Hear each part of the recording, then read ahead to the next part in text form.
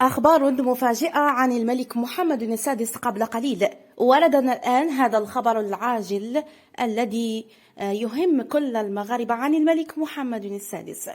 قبل ما نبداو ما تنساوش الاعجاب بالفيديو والاشتراك في القناة باش تتوصلوا بجديد أخبارنا المغربية، وشكرا جزيلا لكم.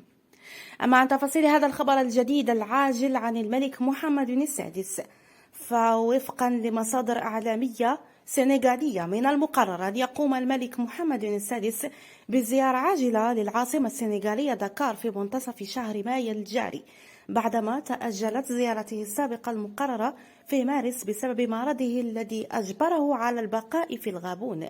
فكلكم كتعرفوا أن جلالة الملك كانت جاته نزلة برد، هذيك النزلة كانت سبب في تأجيل هذه السفرة، ولم يتم الكشف عن مدة الزيارة الملكية إلى السنغال حتى الآن المقررة. ويتوقع أن يقوم الملك خلال هذه الجولة الأفريقية بزيارة دول أخرى ومن بينها نيجيريا، حيث توقع مراقبون أن تكون هذه الزيارة لها أبعاد سياسية واقتصادية كبيرة. شكرا لكم على حسن المتابعة، دمتم في رعاية الله وحفظه، إلى اللقاء.